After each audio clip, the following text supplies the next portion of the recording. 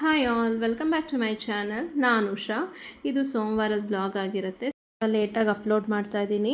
ಸ್ವಲ್ಪ ಫಂಕ್ಷನ್ಸ್ ಇತ್ತು, ಹಾಗಾಗಿ ಸೋಮವಾರ ಬೆಳಗ್ಗೆನೇ ಎದ್ದು ಮನೆಯೆಲ್ಲ ಕ್ಲೀನ್ ಮಾಡಿಕೊಂಡು ನನ್ನ ಡೇನ ಸ್ಟಾರ್ಟ್ ಮಾಡ್ತಾ ಇದ್ದೀನಿ. ಹಾಗೆ ಇವತ್ತು ಬಾಗಿಲಿಗೆ ರಂಗೋಲಿ ಹಾಕಿಲ್ಲ, ಏಕೆಂದರೆ ಎದುರುಗಡೆ ಮನೆಯಲ್ಲಿ ಫಂಕ್ಷನ್ ನಡೀತಾ ಇದೆ, ಗೃಹ ಪ್ರವೇಶ. ಹಾಗಾಗಿ ಬಾಗಿಲಲ್ಲಿ ಜಾಗ ಇರಲಿಲ್ಲ, ಪೆಂಡಲೆಲ್ಲ ಹಾಕಿಬಿಟ್ಟಿದ್ರು. ಹಾಗಾಗಿ ಇವತ್ತು ಬಾಗಿಲಿಗೆ ನೀರು ಹಾಕಿ ರಂಗೋಲಿ ಹಾಕಿಲ್ಲ. ಹಾಗಾಗಿ ಸ್ವಲ್ಪ ಬೇಗ ಕೆಲಸಗಳಾಗ್ತಾ ಇದೆ. ಎದ್ದ ತಕ್ಷಣ ಕೆಲಸಗಳು ಮುಗಿಸ್ಕೊಂಡು ಸ್ನಾನ ಮುಗಿಸಿ ನಾನು ದೇವ್ರ ಮನೆ ಕ್ಲೀನ್ ಮಾಡಿಕೊಂಡು ಬಾಗಿಲಿಗೆ ಹೊಸಲಿಗೆ ಎಲ್ಲ ರಂಗೋಲಿ ಹಾಕ್ಕೊಳ್ತಾ ಇದ್ದೀನಿ.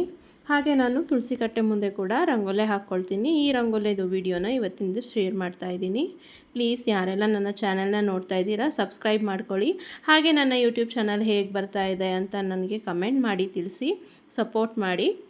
ಇವತ್ತಿನ ದಿನ ಪೂಜೆ ಎಲ್ಲ ಮುಗಿಸ್ಕೊಂಡು ನಾನು ನನ್ನ ಡೇನ ಸ್ಟಾರ್ಟ್ ಮಾಡ್ಕೊಳ್ತೀನಿ. ಅಂದರೆ ಟಿಫನ್ದು, ಮಕ್ಕಳನ್ನ ಕಳಿಸೋದು, ಈ ಥರದ್ದೆಲ್ಲ ನಂದು ಕೆಲಸ ಇರುತ್ತೆ. ಅದನ್ನೆಲ್ಲ ನಿಮ್ಮ ಜೊತೆ ಶೇರ್ ಮಾಡ್ತೀನಿ. ಹಾಗೆ ಇವತ್ತು 2 ರೆಸಿಪಿನ ಕೂಡ ನಾನು ಶೇರ್ ಮಾಡಬೇಕು ಅಂದ್ಕೊಳ್ತಾ ಇದ್ದೀನಿ. ಬನ್ನಿ ಏನೆಲ್ಲ ಮಾಡ್ತೀನಿ ಅಂತ ಹೇಳ್ತಾ ಹೋಗ್ತೀನಿ. ನೋಡಿ, ಚಿಕ್ಕದಾಗಿ ತುಳಸಿ ಕಟ್ಟೆ ಮುಂದೆ ರಂಗೋಲಿ ಹಾಕ್ಕೊಳ್ತಾ ಇದ್ದೀನಿ. ಯಾವಾಗೂ ಚಿಕ್ಕದಾಗಿ ಹಾಕ್ತೀನಿ. ತುಳಸಿ ಕಟ್ಟೆ ಮುಂದೆ ಮಕ್ಕಳು ಓಡಾಡ್ತಾರಲ್ಲ, ಹಾಗಾಗಿ ನಾನು ದೊಡ್ಡದಾಗಿ ಹಾಕೋಕ್ಕೆ ಹೋಗೋದಿಲ್ಲ, ತುಳಿತಾರೆ ಮತ್ತು ಗಲೀಜಾಗತ್ತೆ. ಹಾಗಾಗಿ ನಾನು ಚಿಕ್ಕದಾಗಿ ತುಳಸಿ ಕಟ್ಟೆ ಮುಂದೆ ರಂಗೋಲಿ ಹಾಕ್ಕೊಳ್ತೀನಿ. ಒಳಗಡೆ ಬಂದು ದೇವ್ರ ಮನೆಯಲ್ಲಿ ಹೂವೆಲ್ಲ ಮುಡಿಸ್ಕೊಂಡು ನಾನು ಪೂಜೆಗೆ ರೆಡಿ ಮಾಡ್ಕೊಂಡಿದ್ದೀನಿ. ಹಾಗೆ ಪೂಜೆ ಕೂಡ ಮುಗಿಸ್ಕೊಳ್ತೀನಿ. ಇದೆಲ್ಲ ಆಗೋ ಅಷ್ಟೊತ್ತಿಗೆ ಆಲ್ಮೋಸ್ಟ್ 7:30 ಆಗೋಗುತ್ತೆ. ಪೂಜೆ ಎಲ್ಲ ಮುಗಿಸಿ ನಾನು ಸ್ವಲ್ಪ ಕಾಫಿ ಕುಡಿದು ಆಮೇಲೆ ಅಡುಗೆ ತಿಂಡಿಗೆ ರೆಡಿ ಮಾಡ್ಕೊಳ್ತೀನಿ. ಇದಾಗಿರುತ್ತೆ ಇಂದಿನ ಪೂಜಾ ವಿಡಿಯೋ. ನೆಕ್ಸ್ಟ್ ನಾನು ಇವತ್ತು ಪನ್ನೀರ್ ಬಟರ್ ಮಸಾಲ ಮಾಡಿ ಚಪಾತಿ ಮಾಡೋಣ ಅಂತ ರೆಡಿ ಮಾಡ್ಕೊಳ್ತಾ ಇದ್ದೆ. ಹಾಗೆ ಮೊದಲಿಗೆ ಒಂದು ಪ್ಯಾನ್ನ ಬಿಸಿಗಿಟ್ಟು ಅದಕ್ಕೆ ಎಣ್ಣೆ ಹಾಕ್ಕೊಳ್ಳೋಣ. ಎಣ್ಣೆ ಹಾಕ್ಕೊಂಡು ನಾನು ಒಂದು ಮೀಡಿಯಮ್ ಸೈಜ್ 3 ಈರುಳ್ಳಿ ತೊಗೊಂಡಿದ್ದೀನಿ. ಸ್ವಲ್ಪ ಗ್ರೇವಿ ಬೇಕಲ್ವ, ಹಾಗಾಗಿ ಮೀಡಿಯಮ್ ಸೈಜ್ 3 ಈರುಳ್ಳಿ ಉದ್ದುದಾಗಿ ಕಟ್ ಮಾಡಿ ಇಟ್ಕೊಂಡಿದ್ದೀನಿ. ಹಾಗೆ ಒಂದು 8ರಿಂದ 10 ಬೆಳ್ಳುಳ್ಳಿ ಎಸಳು, ಹಾಗೆ ಒಂದು ಅರ್ಧ ಇಂಚು ಶುಂಠಿ, ಮತ್ತು ಖಾರಕ್ಕೆ ಒಂದು 3 ಮೆಣಸಿನ್ಕಾಯಿ ಹಾಕ್ಕೊಂಡಿದ್ದೀನಿ. ಚಿಲ್ಲಿ ಪೌಡ್ರು ಸೇರಿಸ್ತೀನಿ. ಹಾಗಾಗಿ ಒಂದು 3 ಟೊಮೆಟೊ ಮೀಡಿಯಮ್ ಸೈಜ್ದು ಕಟ್ ಮಾಡಿ ಇದಕ್ಕೆ ಸೇರಿಸ್ಕೊಳ್ತಾ ಇದ್ದೀನಿ. ಒಂದು 8ರಿಂದ 12 ಗೋಡಂಬಿ ಕೂಡ ಇದಕ್ಕೆ ಚೆನ್ನಾಗಿ ಹಾಕ್ಕೊಂಡು ಮಿಕ್ಸ್ ಮಾಡ್ಕೊಳ್ಳೋಣ. ಮಿಕ್ಸ್ ಮಾಡಿ ಸ್ವಲ್ಪ ಸಾಫ್ಟ್ ಆಗೋವರೆಗೂ ಇದು ಬೇಯಿಸೋಣ.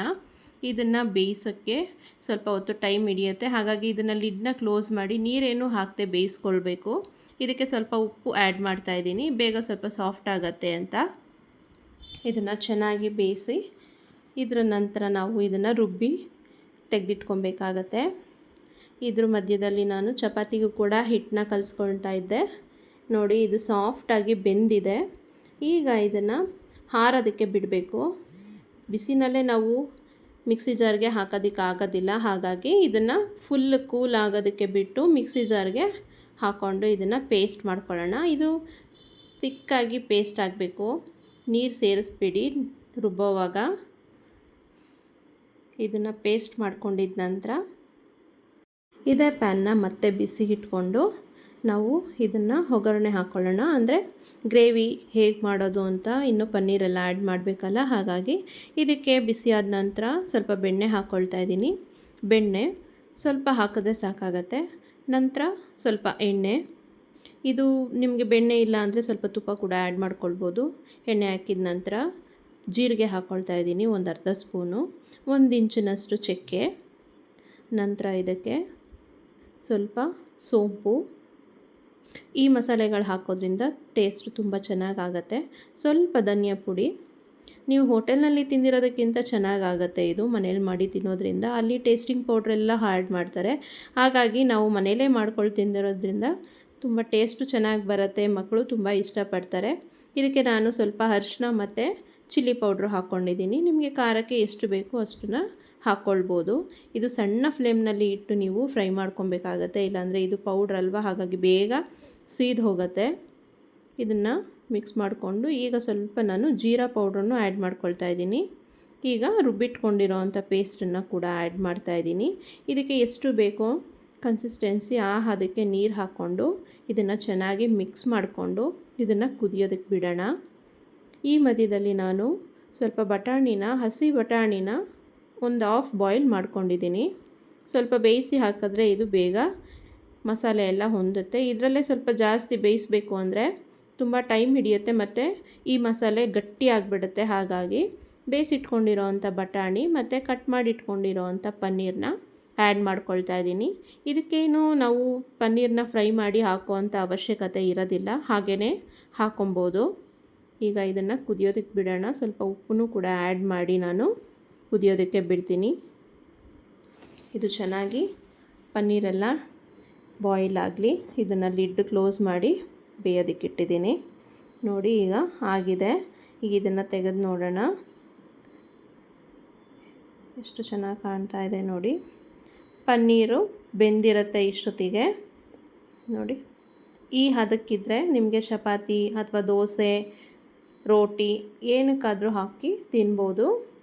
ಒಳ್ಳೆ ಕಾಂಬಿನೇಷನ್ನು. ಈಗ ಇದಕ್ಕೆ ಸ್ವಲ್ಪ ನಾನು ಫ್ರೆಶ್ ಕ್ರೀಮ್ನ ಆ್ಯಡ್ ಮಾಡ್ತಾಯಿದ್ದೀನಿ.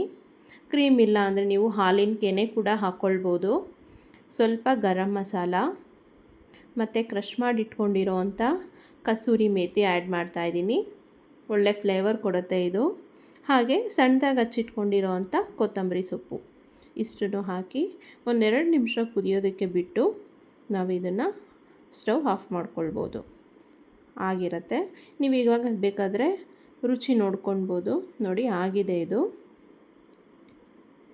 ಆಫ್ ಮಾಡಿಕೊಂಡು ಲಿಡ್ನ ಕ್ಲೋಸ್ ಮಾಡಿ ಇಟ್ಬಿಡ್ತೀನಿ ನಾನು. ಈಗ ಚಪಾತಿಗೆ ರೆಡಿ ಮಾಡ್ಕೊಳ್ತೀನಿ. ಚಪಾತಿ ಎಲ್ಲ ಒತ್ತಿಟ್ಕೊಳ್ಳೋದಕ್ಕೆ ನೋಡಿ, ಚಪಾತಿ ಒತ್ತಿದ್ದು ಮುಗ್ದಿದೆ. ಒಂದೊಂದೇ ಚಪಾತಿ ಮಕ್ಕಳಿಗೆ, ಬಾಕ್ಸ್ಗೆ, ನಮಗೆ ತಿಂಡಿಗೆ ಎಲ್ಲದಕ್ಕೂ ಬೇಕಲ್ಲ, ಸ್ವಲ್ಪ ಟೈಮ್ ಹಿಡಿಯುತ್ತೆ. ಹಾಗಾಗಿ ನಾನು ಬೇಗ ಬೇಗ ಮಾಡ್ಕೊಳ್ತೀನಿ. ಚಪಾತಿನ ಎರಡು ಕಡೆ ಎಣ್ಣೆ ಹಾಕಿ ಚೆನ್ನಾಗಿ ಬೇಯಿಸ್ಕೊಳ್ತೀನಿ. ಚಪಾತಿ ಆದ ನಂತರ ಮಕ್ಕಳಿಗೆ ಬಾಕ್ಸ್ ಫಿಲ್ ಮಾಡಿ ಅವರಿಗೆ ತಿನ್ನಿಸಿ ಕಳಿಸ್ಬಿಟ್ಟು ನಂದು ತಿಂಡಿ ಸ್ಟಾರ್ಟ್ ಆಗುತ್ತೆ. ನೋಡಿ ಸರ್ವ್ ಮಾಡ್ಕೊಳ್ತಾ ಇದ್ದೀನಿ ಮಕ್ಕಳಿಗೆ ತಿನ್ನಿಸೋದಕ್ಕೆ ಅಂತ.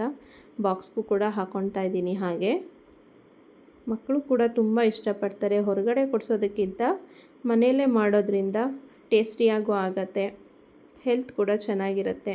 ನಾವು ಮನೇಲಿ ಟೇಸ್ಟಿಂಗ್ ಪೌಡ್ರೆಲ್ಲ ಆ್ಯಡ್ ಮಾಡೋದಿಲ್ಲ ಅಲ್ವಾ, ಚೆನ್ನಾಗಿರುತ್ತೆ. ಹಾಗಾಗಿ ನೀವು ಕೂಡ ಒಮ್ಮೆ ಟ್ರೈ ಮಾಡಿ. ಹಾಗೆ ರೆಸಿಪಿ ಹೇಗೆ ಬಂದಿತ್ತು ಅಂತ ಕಮೆಂಟ್ ಮಾಡಿ ತಿಳಿಸಿ. ನೋಡಿ ಚೆಂದ ಕಾಣ್ತಾ ಇದೆ ಪನ್ನೀರ್ ಬಟರ್ ಮಸಾಲ. ನಾನು ತಿಂಡಿಗೆ ಸ್ಟಾರ್ಟ್ ಮಾಡ್ಕೊಂಡೋದಾಗ ಸ್ವಲ್ಪ ಈರುಳ್ಳಿ ಕೂಡ ಹಚ್ಚಿಟ್ಕೊಂಡಿದ್ದೆ.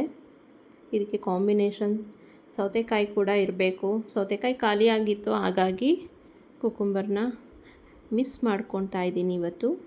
ಹಾಗೆ ಇದ್ರ ಮಧ್ಯದಲ್ಲಿ ತಿಂಡಿ ಆದಮೇಲೆ ಟೀ ಮಾಡಿ ಕುಡಿದು ನಂದು ಅಡುಗೆ ಮನೆ ಎಲ್ಲ ಕ್ಲೀನ್ ಮಾಡಿಕೊಂಡು ಹಾಗೆ ಅಕ್ಕಿಗೆ ನೆನೆಸ್ಕೊಳ್ತಾ ಇದ್ದೀನಿ. ಹಿಂದಿನ ದಿನವೇ ನೆನೆಸಿ ರುಬ್ಬಿಟ್ಕೊಂಡ್ರೆ ಮಾರನೇ ದಿನಕ್ಕೆ ಟಿಫನ್ಗೆ ತಲೆನೋವು ಇರೋದಿಲ್ಲ. ಹಾಗಾಗಿ ನಾಳೆ ದೋಸೆ ಮಾಡೋಣ ಅಂತ ಹೇಳಿ ಒಂದು 3 ಗ್ಲಾಸ್ನಷ್ಟು ನಾನು ದೋಸೆ ಅಕ್ಕಿ ಹಾಕ್ಕೊಂಡಿದ್ದೀನಿ. ಹಾಗೆ ನಾವು ಅನ್ನ ಮಾಡ್ತೀವಲ್ಲ, ಆ ರೈಸ್ 1 ಗ್ಲಾಸ್ ಹಾಕ್ಕೊಬೇಕು, ಕಲರ್ ಚೆನ್ನಾಗಿ ಬರುತ್ತೆ. 4 ಗ್ಲಾಸ್ ಅಕ್ಕಿಗೆ 2 ಗ್ಲಾಸ್ನಷ್ಟು ಉದ್ದಿನಬೇಳೆ ಹಾಕ್ಕೊಳ್ತಾ ಇದ್ದೀನಿ. ಹಾಗೆ ಒಂದು 4 ಟೀ ಸ್ಪೂನು ಕಡಲೆಬೇಳೆ ಮತ್ತು 1-2 ಟೀ ಸ್ಪೂನು ಮೆಂತ್ಯ. ಇದನ್ನು ಚೆನ್ನಾಗಿ 1-2-3 ಸರಿ ಚೆನ್ನಾಗಿ ತೊಳ್ಕೊಬೇಕು. ಇಲ್ಲಾಂದರೆ ದೋಸೆ ವೈಟ್ ಬರಲ್ಲ, ಕಲರ್ ಚೇಂಜ್ ಆಗಿರುತ್ತೆ. ಯಾಕಂದರೆ ನಾವು ಡಿಪೋ ಅಕ್ಕಿ ಹಾಕಿ ದೋಸೆ ಮಾಡೋದ್ರಿಂದ ಚೆನ್ನಾಗಿ ತೊಳೆದು ಇಟ್ಕೊಬೇಕು. ಟೀ ಕೂಡ ಆಯಿತು. ಟೀ ಕುಡಿದ್ಬಿಟ್ಟು ನಾನು ಅಡುಗೆ ಮನೆ ಕ್ಲೀನ್ ಮಾಡ್ಕೊಳ್ತೀನಿ. ಅಡುಗೆ ಮನೆ ಎಲ್ಲ ಕ್ಲೀನ್ ಮಾಡಿದ ನಂತರ ಒಂದು ಗೃಹ ಪ್ರವೇಶ ಇತ್ತು, ಆಗಲೇ ಹೇಳಿದ್ನಲ್ಲ, ಎದುರುಗಡೆ ಮನೆಯದು ಫಂಕ್ಷನ್ ಅಟೆಂಡ್ ಮಾಡಲಿಕ್ಕೆ. ಹಾಗಾಗಿ ಮಧ್ಯಾಹ್ನದ ಊಟದ್ದು ತಲೆನೋವಿಲ್ಲ. ಇನ್ನು ನೆಕ್ಸ್ಟು ನಾನು ಫಂಕ್ಷನ್ಗೆ ರೆಡಿಯಾಗಿ ಹೋಗಿ ಫಂಕ್ಷನ್ ಎಲ್ಲ ಮುಗಿಸ್ಕೊಂಡು ಬಂದು ಮತ್ತೆ ಸಂಜೆ ರೊಟೀನ್ ಸ್ಟಾರ್ಟ್ ಮಾಡ್ತಾಯಿದ್ದೀನಿ. ಬೆಳಗ್ಗೆ ನೆನೆಸಿಟ್ಟಿದ್ವಲ್ಲ, ಒಂದು 6 ಅವರ್ ನೆಂದಿದೆ. ಇದು ಆಲ್ಮೋಸ್ಟ್ 6 ಅವರ್ ನೆನಿಬೇಕು ಅಕ್ಕಿ. ಇದನ್ನು ಈಗ ಗ್ರೈಂಡ್ರಿಗೆ ಹಾಕ್ಕೊಳ್ತಾ ಇದ್ದೀನಿ. ಈ ಗ್ರೈಂಡ್ರಿಗೆ ಹಾಕೋ ಟೈಮಲ್ಲಿ ನಾನು ಕಾಫಿ ಕೂಡ ಮಾಡ್ಕೊಳ್ತೀನಿ, ಸಂಜೆ ಕಾಫಿ. ಇದಕ್ಕೆ ಒಂದು ಅರ್ಧ ಗಂಟೆ ಮುಂಚೆ ನಾವು ಒಂದು ಇಡೀ ಅವಲಕ್ಕಿಯನ್ನು ಬೆರೆಸ್ಬಿಟ್ಟು ನೆನೆಸಿಡಬೇಕು.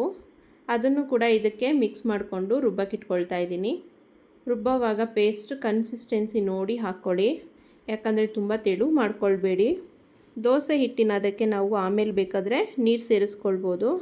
ಗ್ರೈಂಡ್ರಿಗೆ ಇಟ್ಬಿಟ್ಟು ನಾನು ಕಾಫಿ ಕುಡಿತೀನಿ. ಕಾಫಿ ಕುಡಿದ್ಬಿಟ್ಟು ಬರೋ ಅಷ್ಟೊತ್ತಿಗೆ ಈ ದೋಸೆ ಹಿಟ್ಟು ರೆಡಿಯಾಗಿರುತ್ತೆ. ಅದನ್ನೆಲ್ಲ ತೆಗೆದಿಡಬೇಕು. ನೋಡಿ ಇದಾಗಿದೆ. ದೋಸೆಗೆ ನುಣ್ಣಗೆ ರುಬ್ಬಬೇಕಾಗತ್ತೆ, ಇಡ್ಲಿಗೆ ಸ್ವಲ್ಪ ತರಿ ತರಿ ಇದ್ದರೆ ನಡೆಯುತ್ತೆ. ಇದನ್ನು ಈಗ ಈ ಪಾತ್ರೆಗೆ ಸರ್ವ್ ಮಾಡ್ಕೊಳ್ತಾ ಇದ್ದೀನಿ. ನೋಡಿ ಫುಲ್ ನುಣ್ಣಗಾಗಿದೆ ಇದು. ಯಾವಾಗಲೂ ಅಷ್ಟೇ ದೋಸೆ ಮಾಡುವಾಗ ದೋಸೆ ಹಿಟ್ಟು ಫುಲ್ ನುಣ್ಣಾಗಿರಬೇಕು. ಗ್ರೈಂಡ್ರಲ್ಲಿ ಹಾಕಿದ ಮೇಲೆ ಸ್ವಲ್ಪ ಗ್ರೈಂಡರ್ ಕ್ಲೀನ್ ಮಾಡೋದು ಕಷ್ಟ. ಹಾಕೋದ್ರಿಂದ ಮಿಕ್ಸಿ ಜಾರು ಚೆನ್ನಾಗಿರುತ್ತೆ. ಗ್ರೈಂಡ್ರಿಗೆ ಹಾಕೋದ್ರಿಂದ ಮಿಕ್ಸಿ ಜಾರ್ ಹಾಳಾಗಬಾರ್ದು ಅಂದರೆ ಗ್ರೈಂಡ್ರು ಯೂಸ್ ಮಾಡಿ. ಗ್ರೈಂಡ್ ಇಲ್ಲ ಅಂದರೆ ಹೊರಗಡೆನೂ ರುಬ್ಬಿ ಕೊಡ್ತಾರಲ್ವ, ಅಲ್ಲೂ ಬೇಕಾದರೆ ರುಬ್ಬಿ ತೊಗೊಂಬರ್ಬೋದು. ಆದರೆ ಮನೇಲಿ ಮಾಡೋದ್ರಷ್ಟು ನೀಟಾಗಿರೋದಿಲ್ಲ. ಹಾಗಾಗಿ ನಾನು ಗ್ರೈಂಡ್ರಿಗೆ ಹಾಕ್ಬಿಡ್ತೀನಿ. ಸ್ವಲ್ಪ ಕಷ್ಟ ಆದರೂ ಪರವಾಗಿಲ್ಲ ಅಂತ ಹೇಳಿ ಗ್ರೈಂಡ್ರಿಗೆ ಹಾಕ್ಕೊಂಡಿದ್ದೀನಿ. ಇದನ್ನೆಲ್ಲ ಪಾತ್ರೆಗೆ ಸರ್ವ್ ಮಾಡಿ ಇದಕ್ಕೆ ಎಷ್ಟು ನೀರು ಬೇಕೋ ಅಷ್ಟನ್ನು ನಾನು ಸೇರಿಸಿ ಇಡ್ತೀನಿ. ಇದು ಓವರ್ ನೈಟ್ ನಾನು ಹುಳಿ ಬರೋದಕ್ಕೆ ಇಡ್ತೀನಿ. ಆದರೆ ನೈಟು ಉಪ್ಪು ಹಾಕೋದಿಲ್ಲ, ಯಾಕಂದರೆ ನಾನು ದೋಸೆ ಹಿಟ್ಟನ್ನು ಸ್ವಲ್ಪ ತೆಗೆದಿಟ್ಕೊಳ್ತೀನಿ. ಉಪ್ಪು ಹಾಕಿಬಿಟ್ರೆ ತುಂಬ ಹುಳಿ ಬಂದುಬಿಡುತ್ತೆ. ಹಾಗಾಗಿ ಓವರ್ ನೈಟು ಹೀಗೆ ಇಡ್ತೀನಿ. ಬೆಳಗ್ಗೆ ಇನ್ನೊಂದು 2 ಅವರ್ ನಾನು ದೋಸೆ ಮಾಡಬೇಕು ಅನ್ನೋವಾಗ ಸಪ್ರೇಟಾಗಿ ತೆಗೆದಿಟ್ಕೊಂಡು ಉಪ್ಪನ್ನ ಬೆರೆಸ್ಕೊಳ್ತೀನಿ. ಹಾಗೆ ಸಾಂಬಾರಿಗೆ ಅಂತ ಹೇಳಿ ಇವತ್ತು ಪಾಲಕ್ ಪಪ್ಪು ಮಾಡೋಣ ಅಂತ ರೆಡಿ ಮಾಡ್ಕೊಂಡಿದ್ದೀನಿ. ಇದಕ್ಕೆ ನಾನು ಸ್ವಲ್ಪ ಬೇಳೆನ ನೆನೆಸಿಟ್ಟಿದ್ದೀನಿ. ಬೇಳೆ ನೆನೆಸಿಡೋದ್ರಿಂದ ಸ್ವಲ್ಪ ಬೇಗ ಬೇಯುತ್ತೆ ಮತ್ತು ಕಟ್ಟು ಚೆನ್ನಾಗಿ ಬಿಡುತ್ತೆ, ತುಂಬ ಬೇಗ ಆಗುತ್ತೆ. ನೋಡಿ ಇದಕ್ಕೆ ನಾನು ಸ್ವಲ್ಪ ಅರಿಶಿನ ಮತ್ತು 1-2 ಸ್ಪೂನ್ ಎಣ್ಣೆ ಹಾಕ್ಕೊಂಡಿದ್ದೀನಿ. ಈಗ ಪಾಲಕ್ ಸೊಪ್ಪು ಹಾಕಿದ್ದೀನಿ. ಇದು 1 ಕಟ್ಟಷ್ಟಿದೆ. ಒಂದು ಅರ್ಧ ಹಿಡಿಯಷ್ಟು ಬೆಳ್ಳುಳ್ಳಿ ಮತ್ತು 1 ಈರುಳ್ಳಿ, 1 ಟೊಮೆಟೊ ಮತ್ತು ಖಾರಕ್ಕೆ ತಕ್ಕ ಹಾಗೆ ಹಸಿಮೆಣಸಿನ್ಕಾಯಿ. ಬೇರೆ ಖಾರ ಏನೂ ಆ್ಯಡ್ ಮಾಡೋದಿಲ್ಲ ನಾನು, ಹಸಿಮೆಣಸಿನ್ಕಾಯಿ ಅಷ್ಟೇ ಹಾಕೋದು. ಒಂದೇ 1 ಟೊಮೆಟೊ ಸಾಕಾಗುತ್ತೆ. ಆಮೇಲೆ ಸ್ವಲ್ಪ ಹುಣಸೆ ಹುಳಿ ಹಾಕ್ಕೊಳ್ತೀನಿ. ಹಾಗಾಗಿ ಇದಕ್ಕೆ 1 ಟೊಮೆಟೊ. ಈಗ ಕುಕ್ಕರ್ ಲಿಡ್ನ ಕ್ಲೋಸ್ ಮಾಡಿ ಎಷ್ಟು ಬೇಕೋ ಕನ್ಸಿಸ್ಟೆನ್ಸಿ ಅಷ್ಟು ಮಾತ್ರ ನೀರು ಹಾಕ್ಕೊಳ್ಳಿ. ತುಂಬ ಹಾಕಿದ್ರೆ ಮೇಲೆಲ್ಲ ಬರುತ್ತೆ ಕುಕ್ಕರಲ್ಲಿ ಕೂಗ್ಸೋವಾಗ. ಹಾಗಾಗಿ ಕನ್ಸಿಸ್ಟೆನ್ಸಿ ಸ್ವಲ್ಪ ತಿಕ್ಕಾಗಿರಲಿ. ಕುಕ್ಕರ್ ಆರಿದ್ದಾಯಿತು. ನೋಡಿ ತೆಗಿತಾ ಇದ್ದೀನಿ. ಎಷ್ಟು ನೀಟಾಗಿ ಬೆಂದಿರುತ್ತೆ ಅಂದರೆ ನಾವು ಸ್ಮ್ಯಾಶ್ ಮಾಡೋದಕ್ಕೆ ಚೆನ್ನಾಗಾಗುತ್ತೆ. ಇದನ್ನು ರುಬ್ಬೋ ಹಾಗಿಲ್ಲ, ಹಾಗೆ ಮಸಿಬೇಕು. ಮಸಿಯೋ ಕೋಲ್ನಲ್ಲಿ ನೋಡಿ ಫುಲ್ ಸ್ಮ್ಯಾಶ್ ಆಗಿದೆ. ಈಗ ಇದರಲ್ಲಿರೋ ನೀರನ್ನ ಸೋದಿಸ್ಕೊಳ್ಳೋಣ. ಇದನ್ನು ಬಸಿದ್ಬಿಟ್ಟು ಇದನ್ನು ಮಸಿಯೋ ಕೋಲಿಂದ ಮಸಿಯೋಣ. ಇದಕ್ಕೆ ನಾನು ಈಗ ಸ್ವಲ್ಪ ಹುಣಸೆ ಹುಳಿ ಆ್ಯಡ್ ಮಾಡ್ತೀನಿ. ಟೊಮೆಟೊ ಹಾಕಿರ್ತೀರಲ್ಲ ನೋಡ್ಕೊಂಡು ಹಾಕ್ಕೊಳ್ಳಿ. ಈಗ ಇದನ್ನು ಚೆನ್ನಾಗಿ ಸ್ಮ್ಯಾಶ್ ಮಾಡ್ಕೊಬೇಕು. ಸ್ಮ್ಯಾಶ್ ಮಾಡಿದ ನಂತರ ಒಂದು ಪಾತ್ರೆನ ಬಿಸಿಗಿಟ್ಟು ಒಗ್ಗರಣೆಗೆ ರೆಡಿ ಮಾಡ್ಕೊಳ್ಳೋಣ. ಈ ಒಗ್ಗರಣೆಗೆ ನಾನು ಸ್ವಲ್ಪ ಸಾಸಿವೆ, ಎಣ್ಣೆ, ನಂತರ ಹಿಂಗು ಬೇಕಂದರೆ ಹಿಂಗು ಸೇರಿಸ್ಕೊಳ್ಬೋದು. ಎಣ್ಣೆ ಬೇಕಾದಷ್ಟು ಹಾಕ್ಕೊಳ್ಳಿ. ಇದಕ್ಕೆ ಒಂದು ಅರ್ಧ ಟೀ ಸ್ಪೂನು ಜೀರಿಗೆ ಹಾಕ್ಕೊಳ್ಳೋಣ. ಜೀರಿಗೆ ಹಾಕೋದ್ರಿಂದ ಫ್ಲೇವರ್ ಚೆನ್ನಾಗಾಗತ್ತೆ.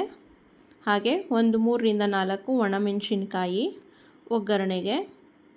ನಂತರ ಸಣ್ಣದಾಗಿ ಹಚ್ಚಿಟ್ಕೊಂಡಿರೋ ಅಂಥ ಒಂದು ಅರ್ಧ ಈರುಳ್ಳಿ, ಹಾಗೆ ಕರಿಬೇವು ಇಷ್ಟನ್ನು ಹಾಕಿ ಚೆನ್ನಾಗಿ ಫ್ರೈ ಮಾಡಿಕೊಂಡು ನಾವು ಸ್ಮ್ಯಾಶ್ ಮಾಡಿ ಇಟ್ಕೊಂಡಿರ್ತೀವಲ್ಲ ಅದನ್ನು ಬೆರೆಸ್ಕೊಬೇಕು. ಆ ಸ್ಮ್ಯಾಶ್ ಇಟ್ಟಿರೋದಕ್ಕೇ ನಾವು ಬೇಳೆ ಕಟ್ಟಾಗಲೇ ಶೋಧಿಸಿಟ್ಟಿದ್ವಲ್ಲ ಅದನ್ನು ಸ್ವಲ್ಪ ಸ್ವಲ್ಪ ಆ್ಯಡ್ ಮಾಡಿಕೊಂಡು ನಾನು ಇದಕ್ಕೆ ಹಾಕ್ಕೊಳ್ತೀನಿ. ಚೆನ್ನಾಗಿ ಸ್ಮ್ಯಾಶ್ ಆಗಿದೆ ಇದು. ಇದು ಪಪ್ಪು ಅನ್ನಕ್ಕೆ ತಿನ್ಬೋದು, ಅನ್ನಕ್ಕೆ ತುಪ್ಪ ಹಾಕಿ ತಿನ್ಬೋದು. ಕೆಲವರು ಪೂರಿ ಚಪಾತಿ ಕೂಡ ತಿಂತಾರೆ. ಇದು ನಮ್ಮನೇಲಿ ಅನ್ನಕ್ಕೆ ಹಾಕ್ಕೊಳ್ತೀವಿ. ಮುದ್ದೆಗೆ ಅಷ್ಟು ಹೊಂದೋದಿಲ್ಲ ನನಗನ್ಸೋ ಪ್ರಕಾರ. ಅನ್ನಕ್ಕೆ ತುಂಬ ಚೆನ್ನಾಗಿರುತ್ತೆ, ಆದರೆ ಬಿಸಿ ಬಿಸಿ ಅನ್ನ ತುಪ್ಪ ಹಾಕಿ ತಿನ್ನಬೇಕು, ತುಂಬ ಚೆನ್ನಾಗಿರುತ್ತೆ. ನೀವು ಕೂಡ ಟ್ರೈ ಮಾಡಿ. ಆಂಧ್ರ ಸ್ಟೈಲ್ ಪಪ್ಪು ಅಂದರೆ ಅವರು ಬೇರೆ ಥರ ಮಾಡ್ತಾರೆ, ನಾವು ಈ ಥರ ಮಾಡ್ತೀವಿ. ಇದು ಪಾಲಕ್ ಪಪ್ಪು. ಈಗ ಇದಕ್ಕೆ ರುಚಿಗೆ ತಕ್ಕಷ್ಟು ಉಪ್ಪು ಹಾಕಿ ಇದನ್ನು ಕುದಿಯೋದಕ್ಕೆ ಬಿಡ್ತೀನಿ. ಇದು ಕುದಿಯೋ ಅಷ್ಟೊತ್ತಿಗೆ ನಾನು ರೈಸ್ಗೆ ರೆಡಿ ಮಾಡ್ಕೊಳ್ತೀನಿ. ನೋಡಿ ಕುದೀತಾ ಇದೆ. ಕನ್ಸಿಸ್ಟೆನ್ಸಿ ಸ್ವಲ್ಪ ಗಟ್ಟಿ ಇರಬೇಕು. ಇದು ಚೆನ್ನಾಗಿ ಕುದಿಸಿ ಆಫ್ ಮಾಡಿಕೊಂಡ್ರೆ ಪಪ್ಪು ರೆಡಿ ಆಗುತ್ತೆ. ಹಾಗೆ ನಾಳೆ ಪೂಜೆಗೆ ಅಂತೇಳಿ ಸೇವಂತಿಗೆ ಹೂ ತೊಗೊಂಡಿದ್ದೆ. ಅದನ್ನು ಇಲ್ಲಿ ನಾನು ದೇವರಿಗೆ ದೊಡ್ಡ ಫೋಟೋಗೆ ಅಂತ ಹಾರ ಮಾಡ್ಕೊಳ್ತಾ ಇದ್ದೀನಿ. ಸ್ವಲ್ಪ ಹೂ ಜಾಸ್ತಿ ಇತ್ತು, ಹಾರ ಮಾಡಿಟ್ಕೊಳ್ತಾ ಇದ್ದೀನಿ. ಹಾಗೆ ಬಾಗಿಲಿಗೆ ಹಾಕೋದಕ್ಕೆ ಅಂತ ಸ್ವಲ್ಪ ಕಟ್ಟಿ ಎತ್ತಿಟ್ಕೊಂಡಿದ್ದೀನಿ. ಹಿಂದಿನ ದಿನವೇ ಸ್ವಲ್ಪ ಕೆಲಸಗಳು ಮುಗಿಸ್ಕೊಂಡು ಬಿಟ್ಟರೆ ಮಾರನೇ ದಿನಕ್ಕೆ ಈಸಿ ಆಗುತ್ತೆ. ಹಾಗಾಗಿ ನೋಡಿ ಈಗ ಸರ್ವ್ ಮಾಡ್ತಾಯಿದ್ದೀನಿ ಪ್ಲೇಟ್ಗೆ. ಮಕ್ಕಳು ಕೂಡ ಟ್ಯೂಷನಿಂದ ಬಂದ ತಕ್ಷಣ ಅವ್ರಿಗೆ ಊಟ ಮಾಡಿ ಮಲಗಿಸ್ಬಿಟ್ರೆ ಬೆಳಗ್ಗೆ ಬೇಗ ಎದ್ದೇಳೋದಕ್ಕೆ ಸರಿ ಹೋಗುತ್ತೆ. ಆಲ್ರೆಡಿ ಟೈಮ್ 9 o'clock ಆಗಿದೆ. ಹಾಗಾಗಿ ಅವ್ರಿಗೆ ಊಟಕ್ಕೆ ಬಡಿಸ್ಕೊಡ್ತಾಯಿದ್ದೀನಿ. ಬಿಸಿ ಬಿಸಿ ಅನ್ನ ಮತ್ತು ಪಾಲಕ್ ಪಪ್ಪು. ಹೀಗೆ ಇದನ್ನು ಮೆಂತ್ಯ ಹಾಕಿ ಮಾಡ್ಬೋದು, ಬರೀ ದಾಲ್ ಹಾಕಿ ಮಾಡ್ಬೋದು. ತುಂಬ ಟೇಸ್ಟಿಯಾಗತ್ತೆ. ಇದ್ರ ಜೊತೆಗೆ ತುಪ್ಪ ಮತ್ತು ಇದಕ್ಕೆ ನೆಂಚ್ಕೊಳ್ಳೋದಕ್ಕೆ ಅಂತೇಳಿ ಇದು ಸ್ವಲ್ಪ ಸೊಪ್ಪು ಹಲ್ವಾ, ಸ್ವಲ್ಪ ಮೊಸಪ್ಪು ರೀತಿಯೂ ಆಗುತ್ತೆ. ಹಾಗಾಗಿ ನಾನು ಹಪ್ಪಳ ಸಂಡಿಗೆ ಏನಿದ್ರೆ ಅದನ್ನು ಎಣ್ಣೆಯಲ್ಲಿ ಕರೆದಿಟ್ಟಿದ್ದೀನಿ. ಮತ್ತು 1 ಸ್ಪೂನ್ ತುಪ್ಪ ಹಾಕ್ಕೊಳ್ಳೋಣ. ತುಂಬ ಚೆನ್ನಾಗಾಗತ್ತೆ. ನೀವು ಕೂಡ ಟ್ರೈ ಮಾಡಿ. ರೆಸಿಪಿ ಹೇಗೆ ಬಂದಿದೆ ಅಂತ ಕಮೆಂಟ್ ಮಾಡಿ ತಿಳಿಸಿ. ಈಗ ಊಟ ಮಾಡಿಕೊಂಡು ಇಲ್ಲಿಗೆ ನನ್ನ ಇವತ್ತಿನ ವ್ಲಾಗ್ನ ಮುಗಿಸ್ತಾ ಇದ್ದೀನಿ. ಬನ್ನಿ ಊಟಕ್ಕೆ. ಹಾಗೆ ನೋಡಿ ಪಪ್ಪು ರೈಸು ಎಷ್ಟು ಚೆಂದ ಕಾಣ್ತಾ ಇದೆ. ನೀವು ಕೂಡ ಟ್ರೈ ಮಾಡಿ. ಹಾಗೆ ಯಾರೆಲ್ಲ ನನ್ನ ಚಾನೆಲ್ ನೋಡ್ತಿದ್ದೀರಾ ಸಬ್ಸ್ಕ್ರೈಬ್ ಮಾಡಿ. ಇದಾಗಿತ್ತು ಇಂದಿನ ವಿಡಿಯೋ. Thank you.